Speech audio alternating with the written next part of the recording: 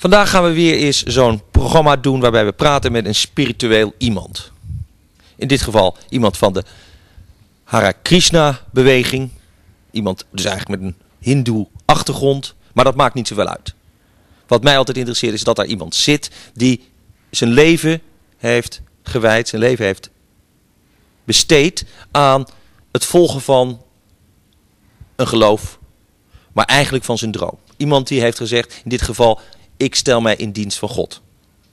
Dat is interessant, want willen we niet allemaal soms ons in dienst stellen van de ander of van het grotere? Dat interesseert me, waarom mensen doen wat ze doen. Niet omdat ze, zoals de Hare Krishna mensen, een oranje jurk aan hebben en lopen te chanten, maar wat zijn de achtergronden? Waarom zijn de boeken, waarom zijn de rituelen van de Hare Krishna beweging voor hen zo'n inspiratie? We praten vandaag met Mahadyuti Prabhu en we doen dat in het Engels, want hij komt uit Londen. Hij is Amerikaan, maar hij is in Londen het hoofd van de Krishna Consciousness Movement. Welcome. I think I should say Prabhu or not. It's okay. Which means master. Means master. Okay. But Mahadyuti is your name, and that's another name of God? Yes, name of God, and actually, formally, the name at the end is Das, which means servant. So we're all servants of God. How many names are there? Of God? Unlimited. Unlimited. Yeah, I know the Buddhists, sometimes they write down 999 names of Allah on a piece of paper, and that's impressive. But there are more. There's thousands and thousands and thousands. Is there a special ritual or a special meditation of chanting all those names of gods that are known? I don't know. There may be. I don't know. No. But the basis of the Ramakrishna movement is chanting a few names of God. The Hare Krishna movement. We call it the Hare Krishna movement. Yeah, chanting the names of God, especially in the form of the Hare Krishna Mahamantra. Hare Krishna, Krishna Krishna, Hare Hare. Hare Rama, Rama Rama, Hare Hare. 3 names of God in this particular combination from the scriptures. And since Hare, the musical, nobody can say he hasn't heard that. Yeah, a lot of people have heard of it. Yeah. Good PR it was, eh? In some sense, yes. We've been in a lot of movies, actually, not just Hare. But Hare was a little bit of the story of the hippie movement that turned east. You yourself were a hippie turning east. I was a hippie turning east, yes. Yeah. You were American when you found this movement. Tell me a little bit. How old were you? Yeah, I grew up in America. I was when I joined the movement, I was 23 years old. Studying at the time? I had been. I was in university in the late 60s, the tumultuous 60s in America.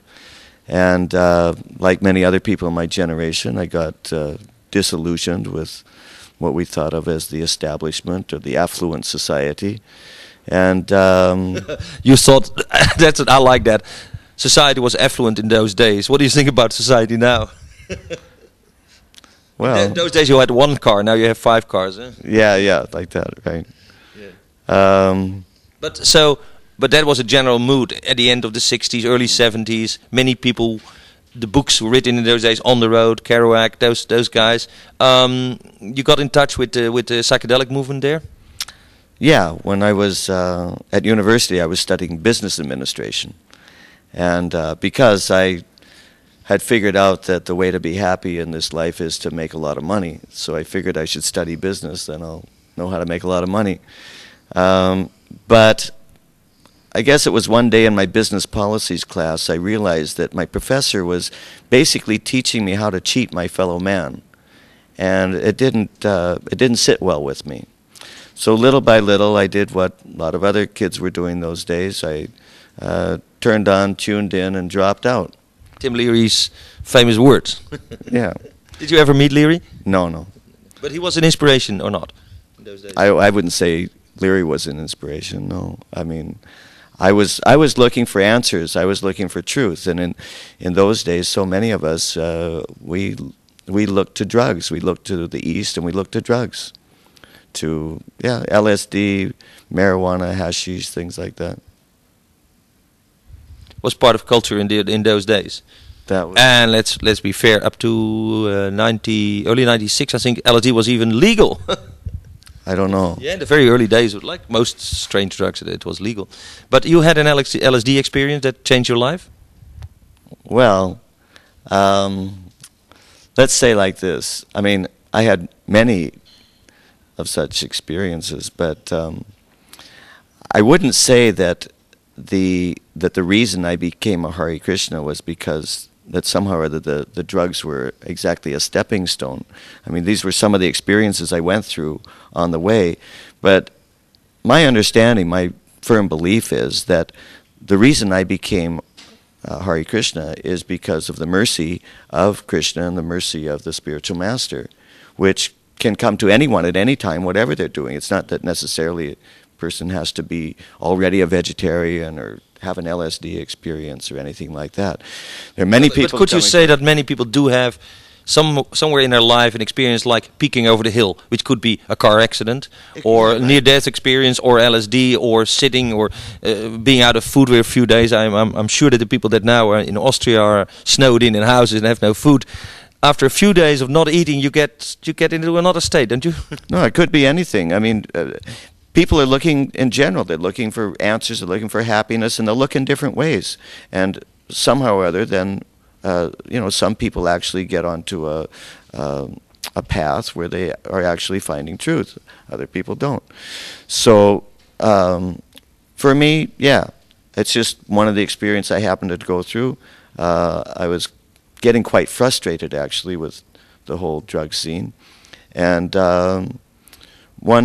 one day in particular, I was by myself on top of a mountain on Vancouver Island in British Columbia, and I took a little bit more LSD than I was accustomed to taking, and I had a vision of Jesus on the cross, and I decided that meant that I was meant to live my life for God. And so right there on top of the mountain, actually there was a cliff, and so everything I had on me that was leather, made of leather, I threw over the cliff, which meant my boots, my belt, my wallet, everything. And I decided then I was going to give up eating meat, I was going to give up sex, and I was going to give up drugs. So I just started basically living on seeds and berries and nuts, very simple kind of diet. But after a few days, I decided this is too sensual. And I really want to prove to God that I don't really care for my body. So I stopped eating solid food. I went to just fruit juices and herbal teas.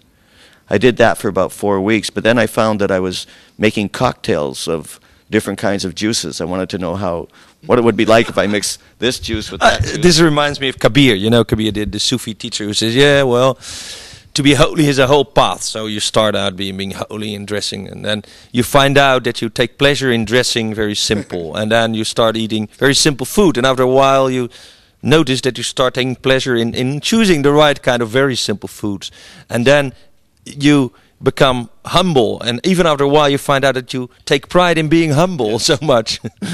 So he says it's a never-ending story of surrender, and the truth really is to surrender and maybe do nothing of those things intentionally, but just be who you are. Of course, in those days I was just imagining what I was supposed to be doing. I didn't really know. But I just had this idea of renunciation. And you had been a good American boy with hamburgers and stuff before? Oh, yeah. So that must have been a change for your body. Yeah, it was quite a change.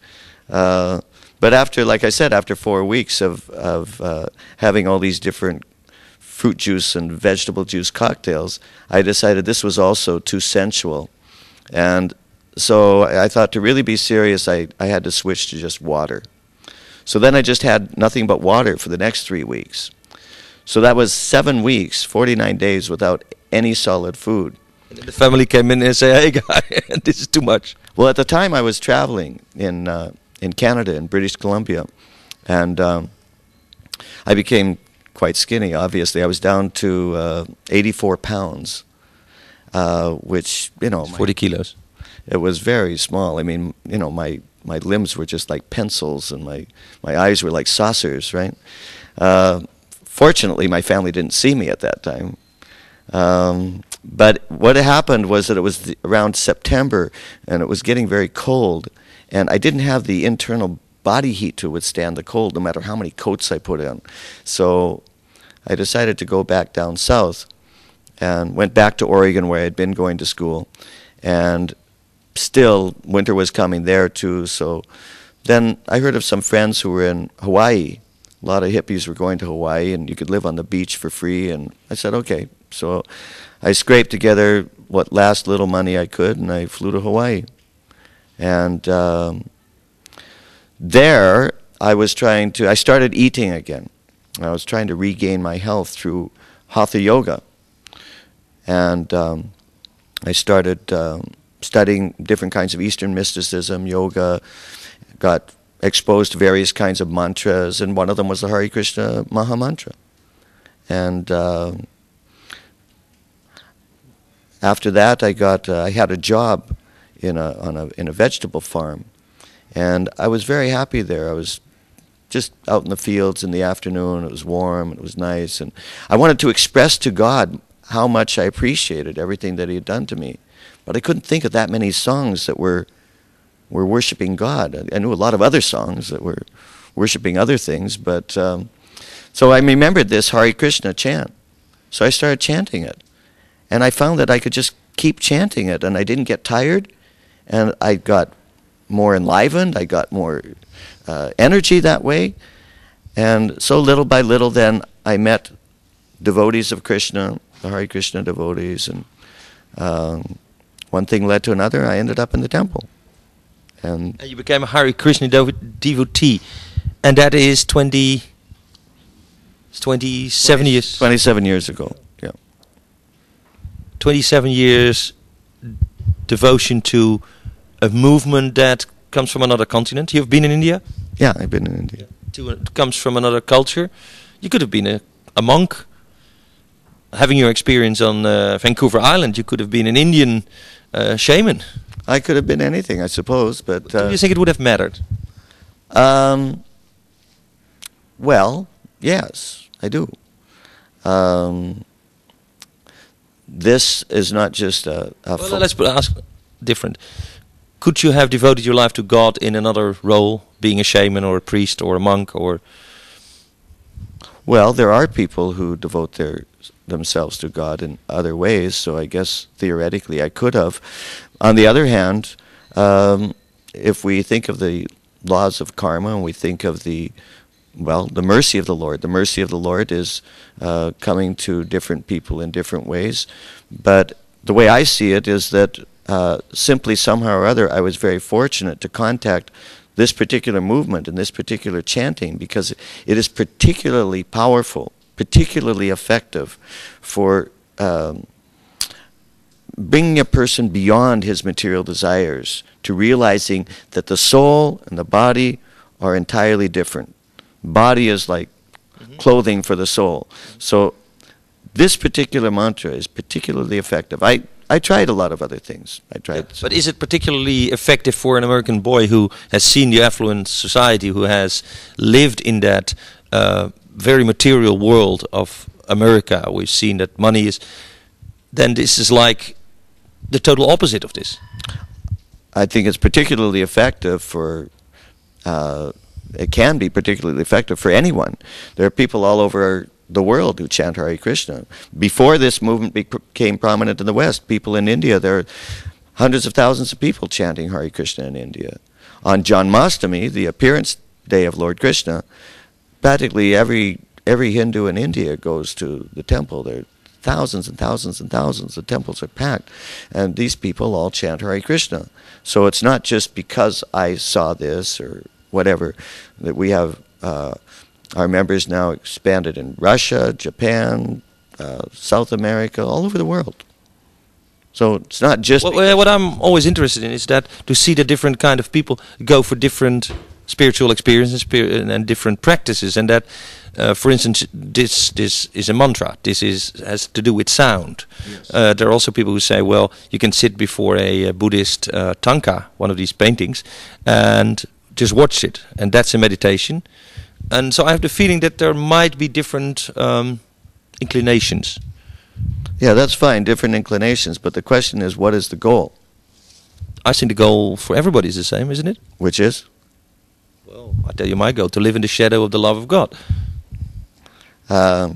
Well, I don't know if I want to live in the shadow of the love of God. I'd like to live in the light of the love of God. Well, it's a Sufi meaning, which I found out later. To live in the shadow of the love of God is to live in reality. Uh-huh. The shadow of the love of God. I mean, God is light, and to live in His light, it would be all-consuming. But the world and reality was created as the shadow of the love of God. Okay, is God, you said God is light. Is God only light? Yes, but He has created shadow for us to become aware of the light. Well, okay. When I say He, I don't even mean he or she, I mean it.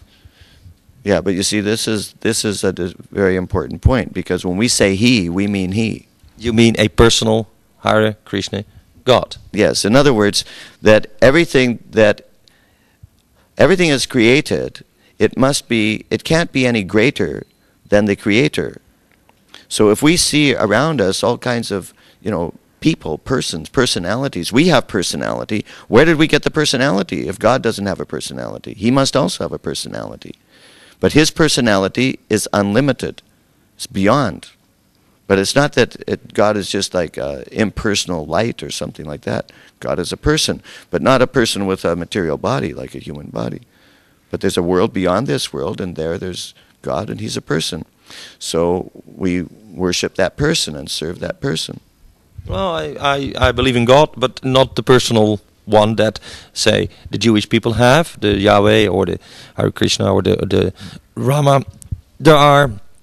So that's a very fundamental difference in spiritual awareness. You believe in a all-present it, or you believe in a he. He. Yeah.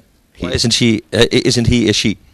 But also she, because he also has a consort named Radharani. So there's also she in the spiritual world. There's he and she.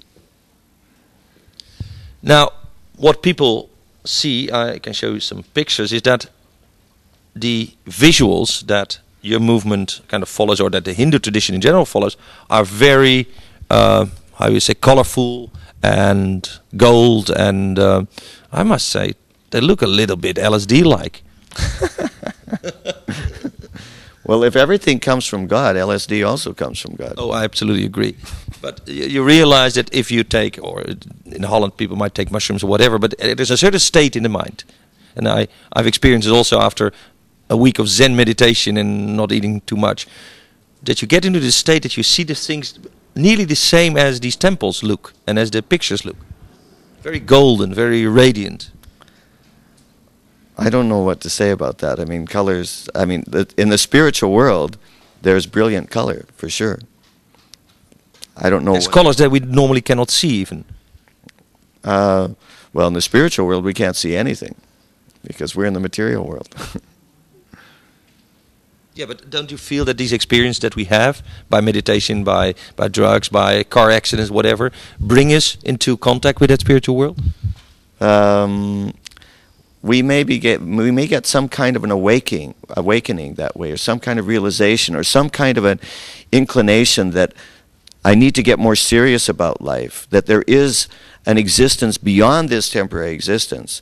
But for real realization of God, I tend to doubt it.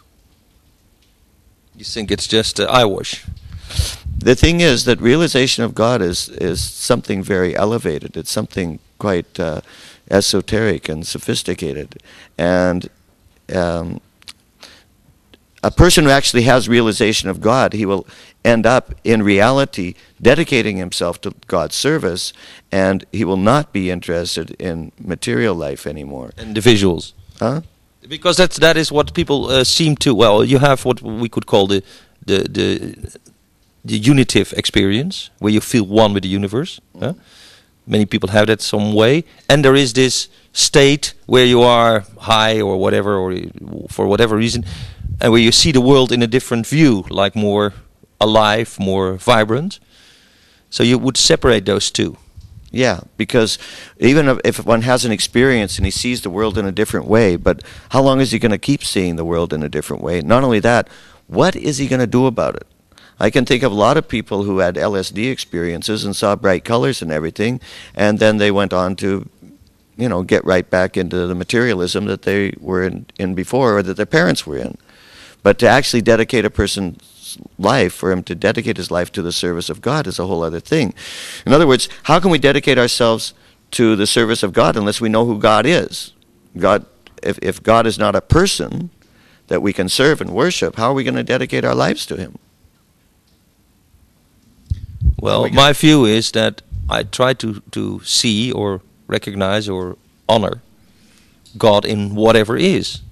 And sometimes that's very hard because you meet people or you see situations, war, real nasty situations where it's very hard to recognize the perfectness of creation. But on the other hand, sometimes I do. I understand. Yeah. So that's. I'm just saying that really, that's okay. But I'm saying that a real deep understanding of God, a realization of God, is also beyond that. That really doesn't have anything to do with this world and our experiences in this world, whether it's with LSD or car accidents or whatever. When you open your eyes, come back to reality, what to do.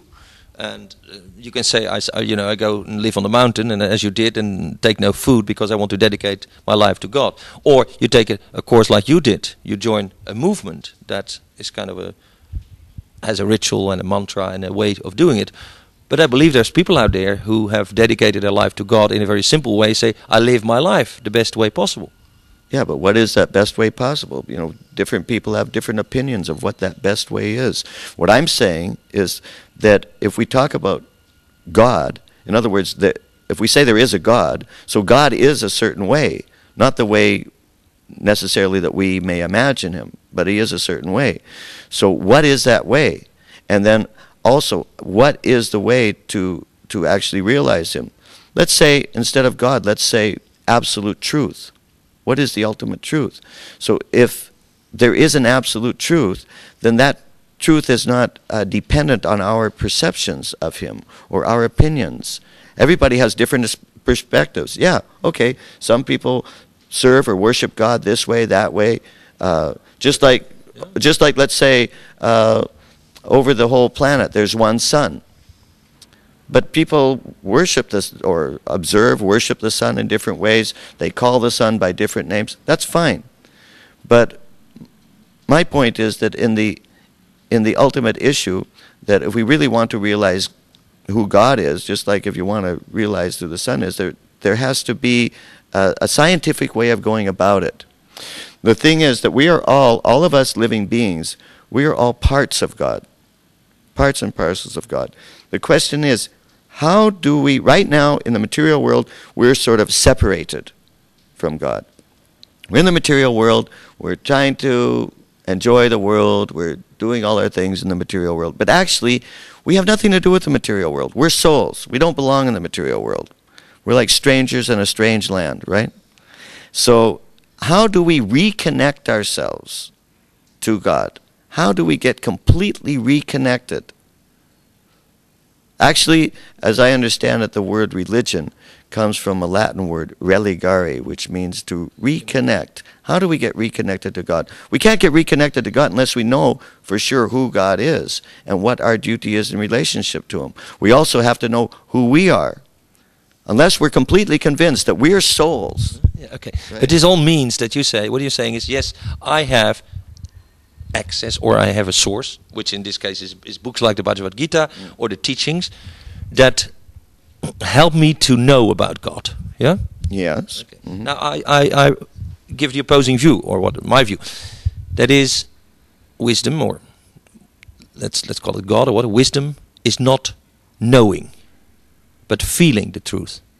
And for those who honor it, for those who honor the truth, it is living it. And we all do. Yes, we would say realization. But before you honor, live, or realize the truth, the truth that you feel, not the truth that comes to books, not the truth Fine, put the books aside for a moment. But that's a good step. Okay. but the thing is, you can feel many things that don't have anything to do with truth. So How do you verify that what you're feeling is correct? That's a challenge that we have, because I believe that most people believe that what they do is correct and good. Well, that's a good point you make. Most people believe that what they do is correct or good, but in the eyes of other people, it sometimes is bad or crazy. that's right. So therefore, what you're talking about is relative truth, because that person is trying to make his relative perspective or his subjective perspective of life and himself, he's trying to imagine it to be objective. But it's not objective. So what is that objective truth? So we need access to that objective truth. And one of the things you say, if you chant Ramakrishna, Hare Krishna, that's a little parcel of objective truth that is.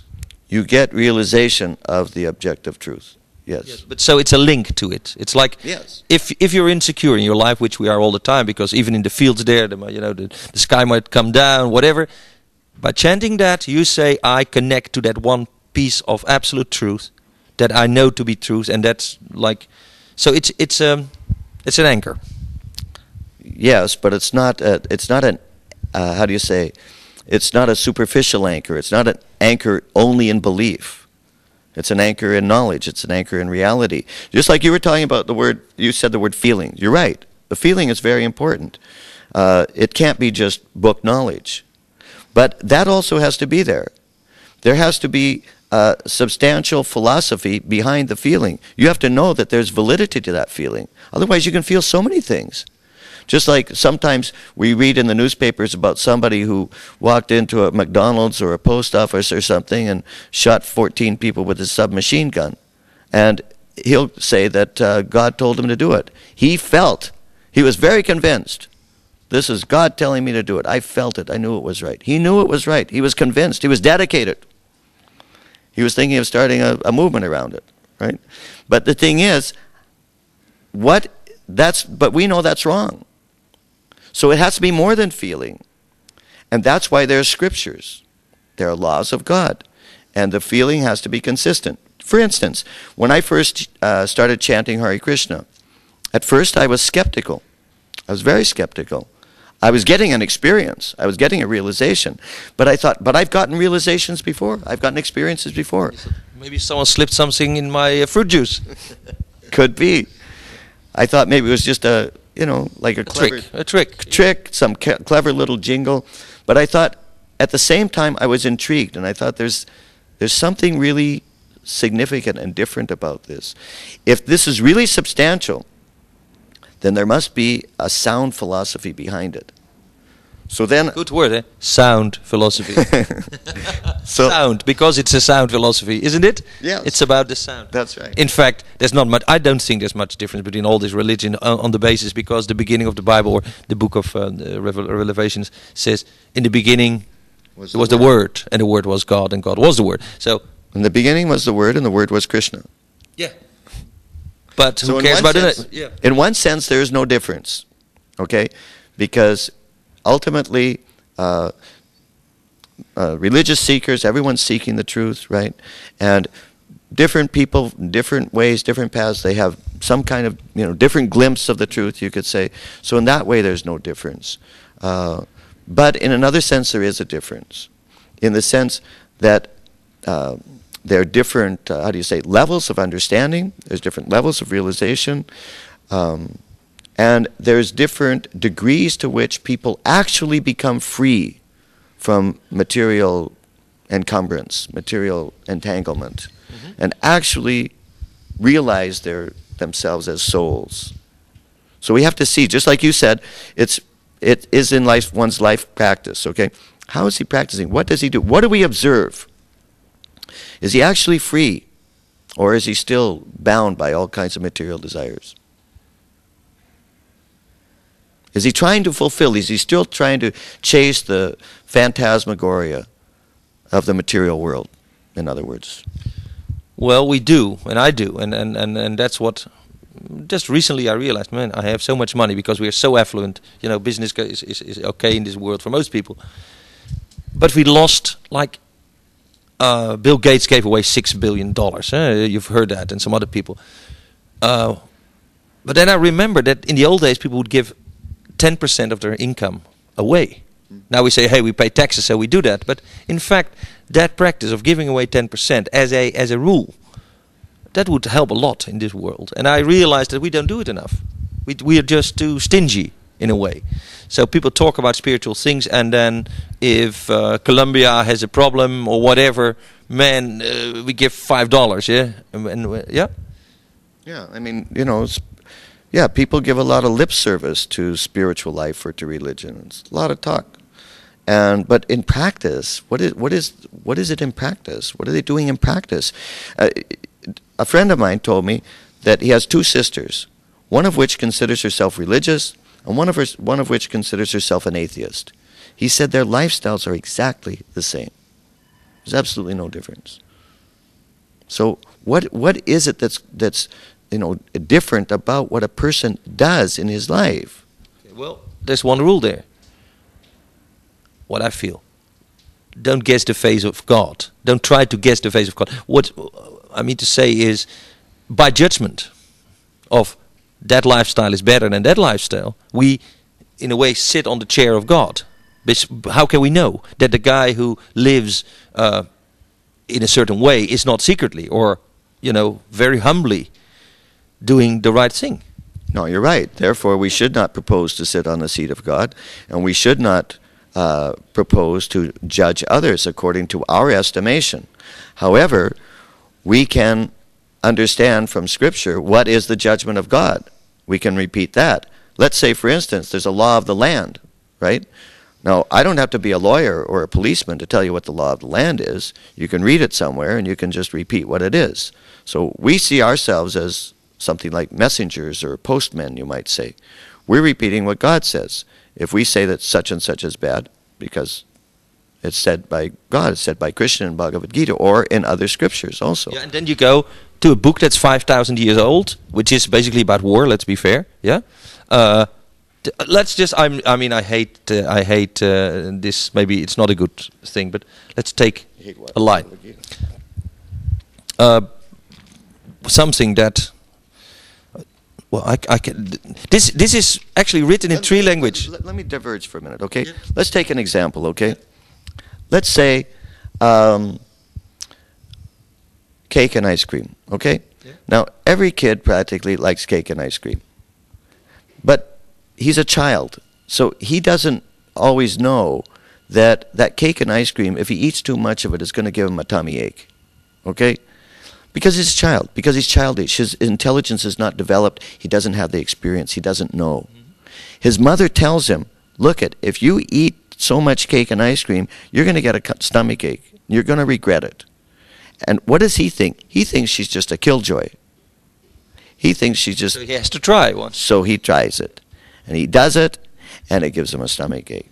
Now, something like this is an incontrovertible law of nature. You can't get around that. There's certain laws of nature. You do a certain thing, you get a certain result. That's just the way it is. That's the way life is. People may say they believe or they don't believe. It's irrelevant. Whether they believe or don't believe. Belief has nothing to do with reality. What is the reality?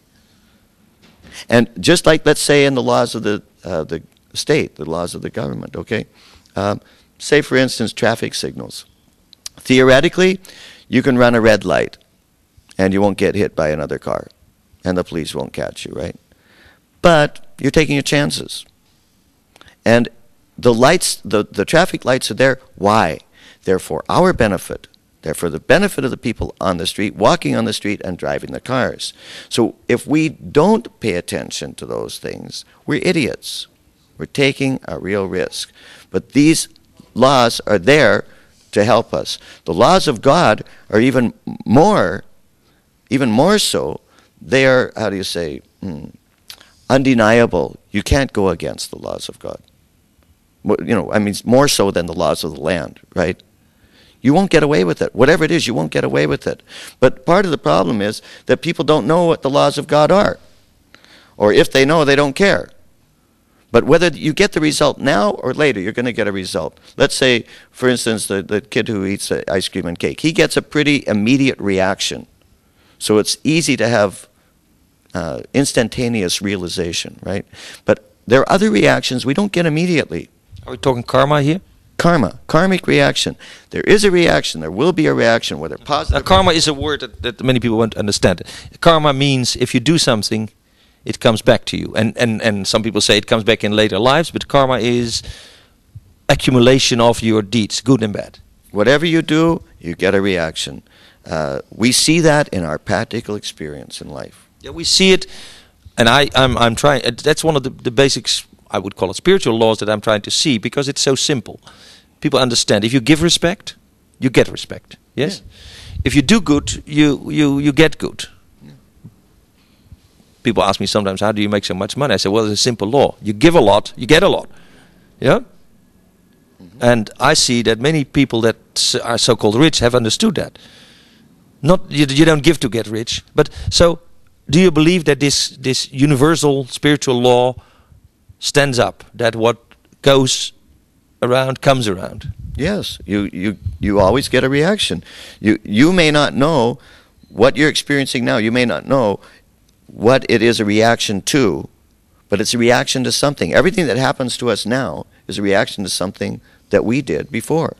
To think that it's like accidental, or there's no plan, or it's just, chance or something like that, is absurd. This is a very logical, ordered world. There's a reason for everything. Just because I don't see the result, it's foolish to think because I don't see it later on, it's going to be later on. Because I don't see it, therefore it doesn't happen. This is childish. Just like, let's say, a person who, let's say he's in his teens, and the parents tell him, you should go to university, then you can get a degree, you can get a decent job, etc., etc. But he's thinking, no, I want to, have a good time in my teens. I don't want to go to university. And he can't understand.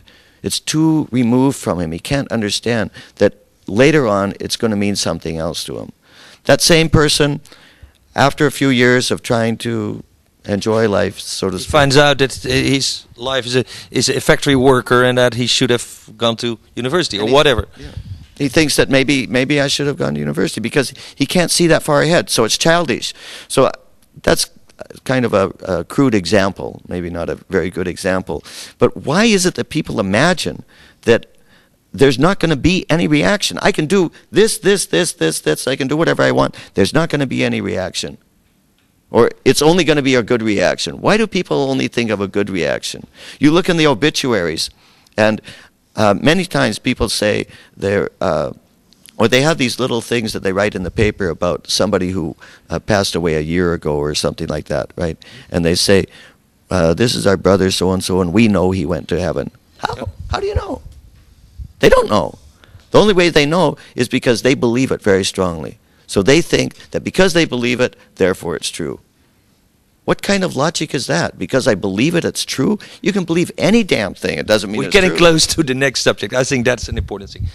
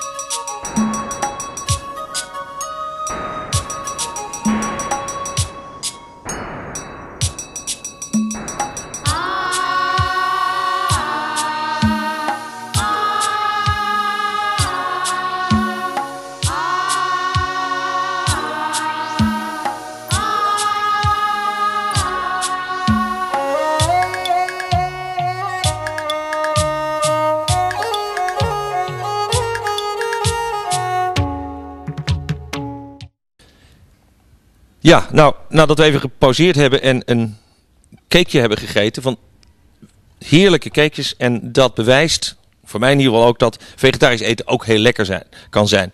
De Hare Krishna beweging heeft daar ook boekjes over uitgegeven, in hogere smaak. En ik moet zeggen, ik geniet er altijd zeer van. So that about the food. Coming back to reality and belief, and that there is karma. One of the things that fascinates me in life is magic. Now, magic, in my definition, is the belief of people that they can change the world around them. Mm-hmm. Now, the question is whether they really change reality or that they only change their perception of reality. But if you now you work with mantras, but there is also mantras that say, "Hey, I want to be rich," or "I'm going to be rich." And many Americans believe if you say that enough times, it becomes reality. Is that a good thing or a bad thing?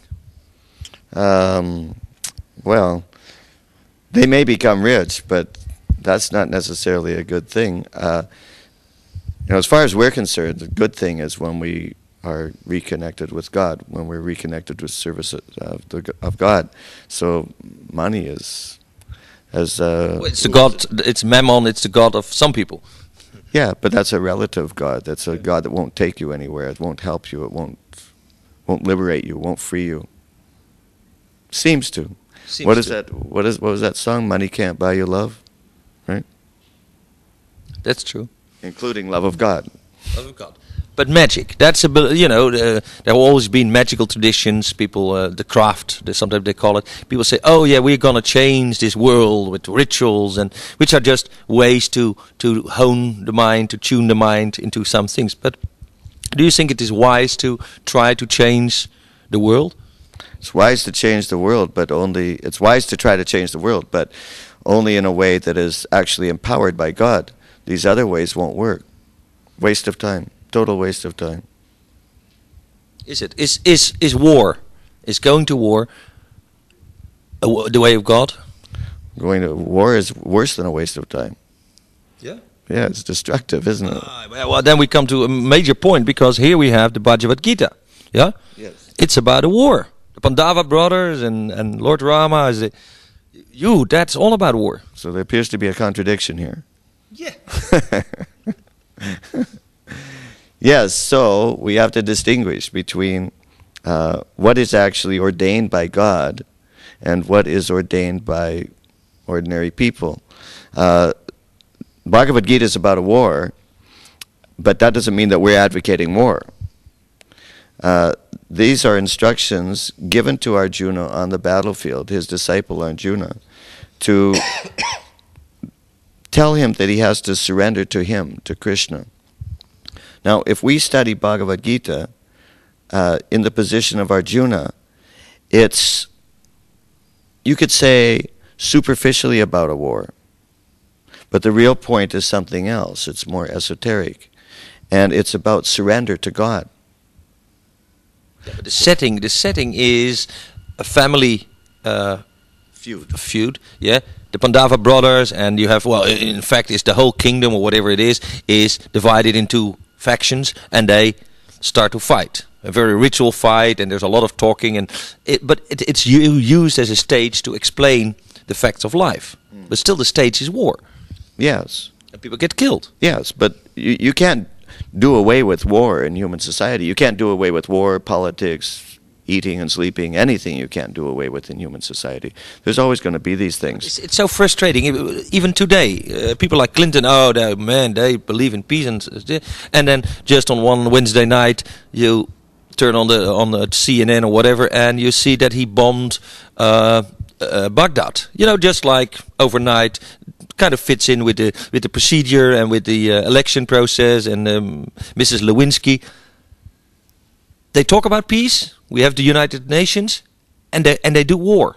Yeah, so it's disturbing for people. Yeah, and it's hypocritical. So the thing is that to imagine that something is righteous or moral or in the service of God is a far, far cry from it actually being in the service of God. As I gave the example before of the mass murderer, who is sure that God told him to do it. For someone to really get guidance from God that he should engage in war, this is something way, way beyond what we're experiencing in this world. But it's very hard, because I'm sure that Clinton before he goes to bed on his knees, he prays to God and he believes that he did the right thing. He may, but again, as I said, believing has really nothing to do with reality. A person can believe something very sincerely, very enthusiastically, but that doesn't necessarily mean that it's truth. So you need grounding in the ultimate truth. And your way of chanting Hare Krishna, Rama Krishna, is one way of doing that. Yes, we say it's the best way of doing it. But you have other ways within the movement. You have other ways. I see you have ritual bathing and musical and fire services. Those are other rituals? Well, yes, but they're all grounded in the chanting of Hare Krishna. In other words, without the chanting connected with these things, they're just that. They're just rituals. But the chanting is the real basis of everything that we do. Is it that because you have done it so much, so it became the ground accord, the ground sound of your being? That's because it's the most important thing. Because that's where the individual person gets the most realization. It's from the chanting. The chanting is particularly powerful. It is, after all, it's the names of God. Now, in the material world, the name of a person is different than the person himself. Let's say, take a mundane example, like let's say the word water. If you can chant the name water, but that won't necessarily quench your thirst. In fact, it's likely to make you more thirsty, right? So you can chant and chant and chant, water, water, water. It means it's nothing. It's just it's a designation. It's a symbol that indicates something else.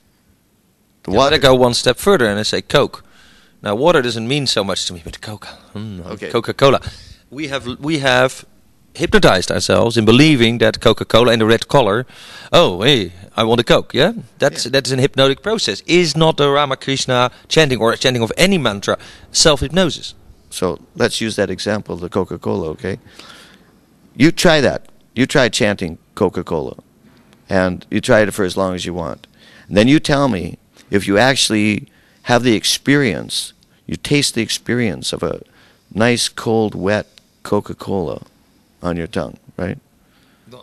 The fact is, I'm kind of a heavy user of that, and yeah, when I think about it, oh God, I need one.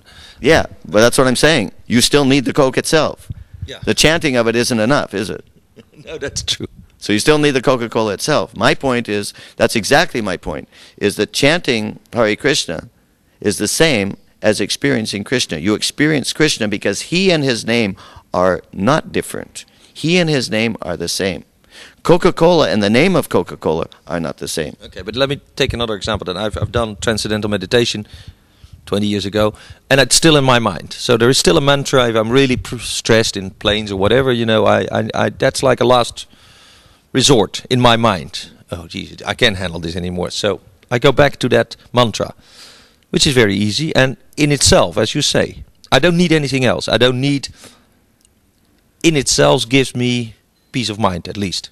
Fine, okay, it gives you peace of mind. Is that the goal? Well, the thing is that what I've experienced with doing that mantra is that you start because you need to be quiet, but after a while, after you're quiet and you do the mantra, you lose the concept of goals. You just sit there and you do it. And then what? And then nothing. Then you don't need anything. You don't need anything. No. Then at least you lose the need from external things. You don't need. I don't know, the sound to go away or whatever, or you're not tired anymore. It takes you away in another plane. So why don't you just keep doing that? Just keep chanting that. If it makes there's always a flight attendant who says, "Do you want coffee?" or something like that. So you get out of it. But in itself, I like that state. But let's say the flight attendant comes and asks you if you want coffee. After you tell her yes or no, then why don't you go back to it? Sometimes I do, but I mean, life kicks in, as they say, yeah? The plane lands or whatever, you have to schlep around.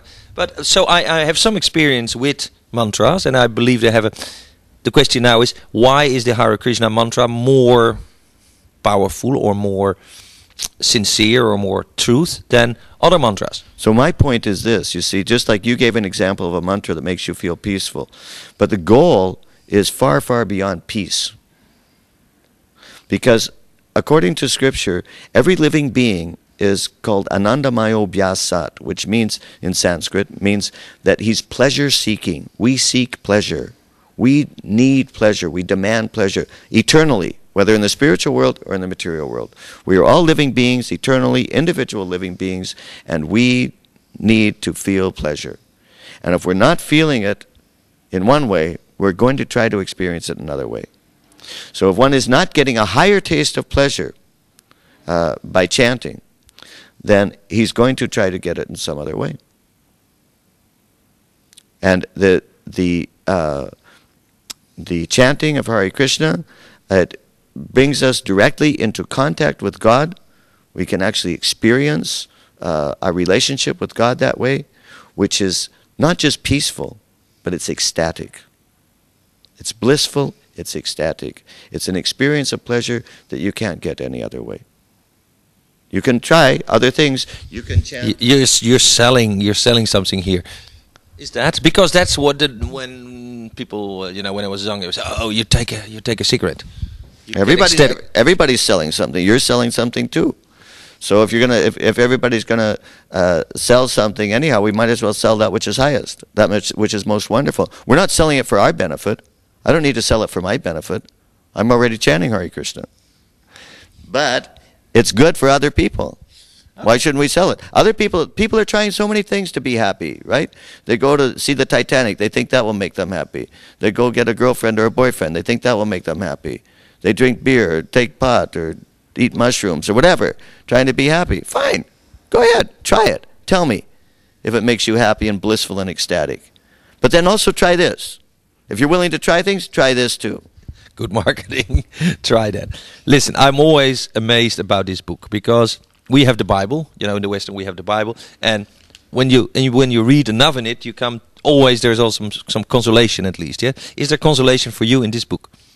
Consolation? You mean for the trials and tribulations of life? Yeah. Yeah, of course. Let's take something. O beste onder de Bharata's. 4 soorten vrome lieden bewijzen me toegewijde dienst. De verdrietige, hij die rijkdom zoekt, hij die rijkdom begeert, de nieuwsgierige en hij die naar kennis van het absolute zoekt. Now I need the English. I've got it in English. Ah, you've got it in English. Do you understand the Sanskrit? Chaturvida bhajante manjana sukriti norjana arto jigasur artarti ganicha partarshiva. 4 kinds of pious people.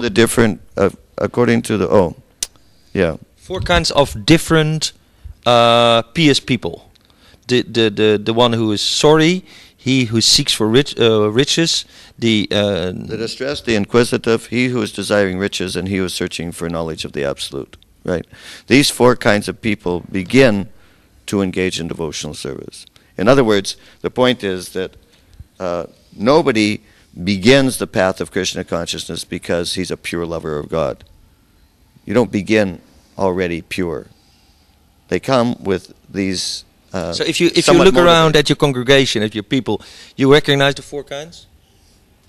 I don't think of it like that. I don't divide them up into categories. I mean, sometimes it's also mixtures.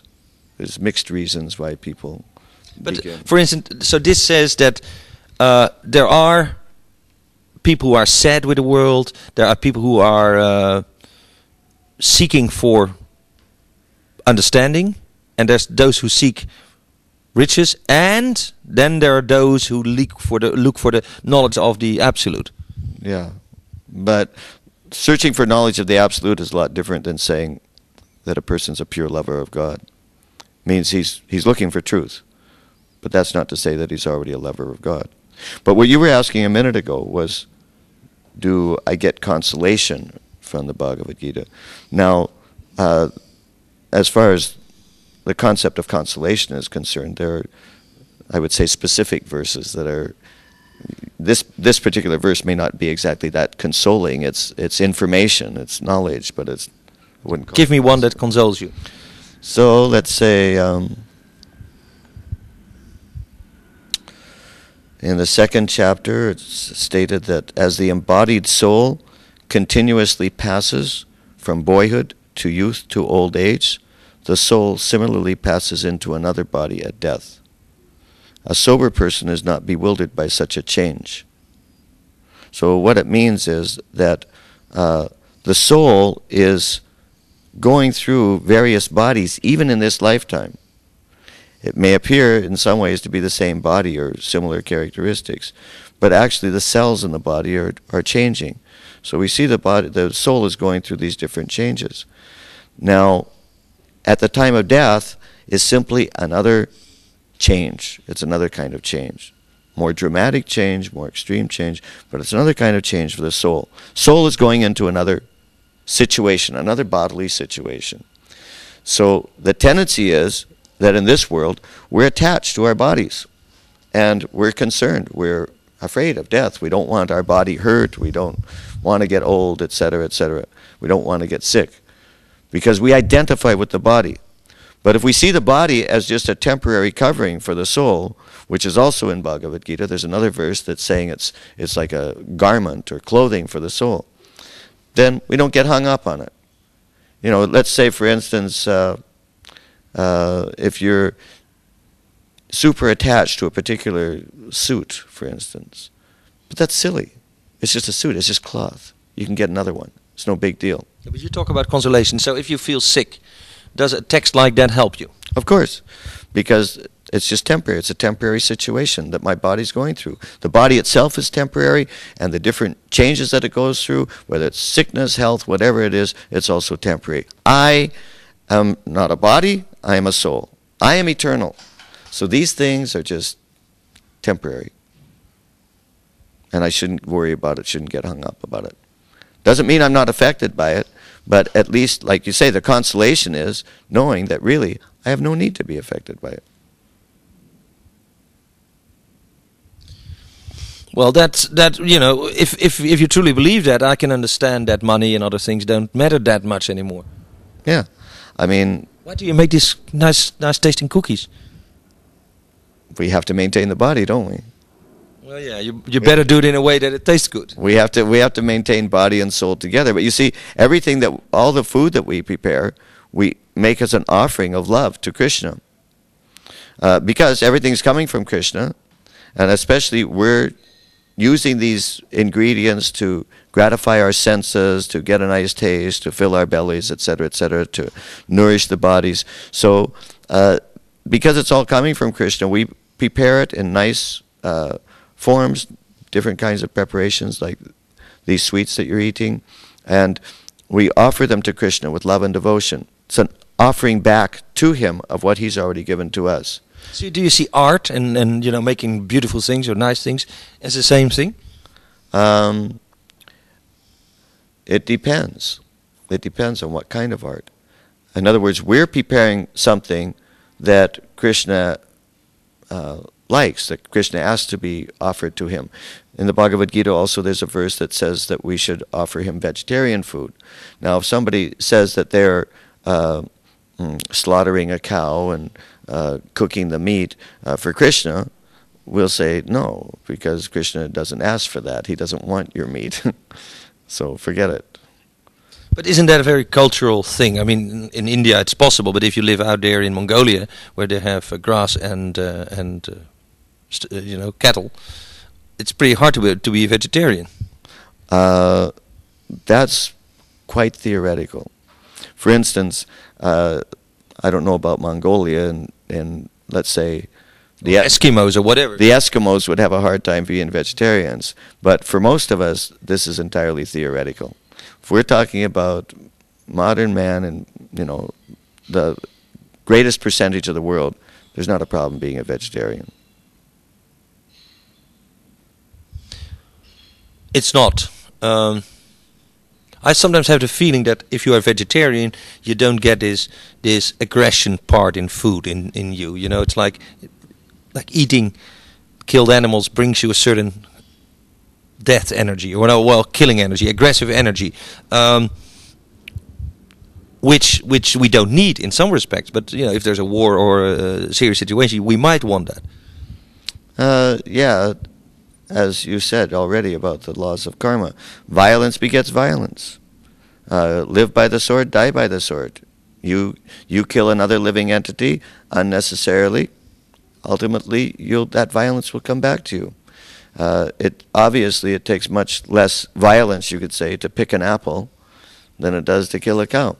Now, if people had to kill their own animals to eat, Mahadyuti, yes, in a way. But when I see what they do now with genetical manipulation of staple, like I don't know, corn or whatever, I'm beginning to doubt that, because we are doing worse things to the genetic heritage of the plant life than we have done to the animal life. Well, they're also trying to do it with animals, but that's another point. That has nothing to do with us. We're talking about just the basic principle that if you don't need animal flesh in order to live, then you shouldn't be eating it. Obviously, if a person is going to be, considered spiritual or religious, he should be at least merciful. Now, it's been scientifically proven that there is no need for human beings to eat animal flesh. In fact, not only that, but it's been proven that they don't even have bodies which are very well designed for eating animal flesh. Mm-hmm. They don't have the digestive system, they don't have the proper teeth, etc., etc. They're meant to be vegetarians. Well, if you can live by vegetarian food, why not? We see that people are quite healthy and strong on a vegetarian diet. In fact, a lot of times, much healthier and much stronger. You see, like, for instance, if you want to fight? Hey, coming back, because it's interesting that when you started out on your spiritual quest, you said you took 7 weeks and you took no food, and you started with vegetarian, ended with water, and it was quite an experience.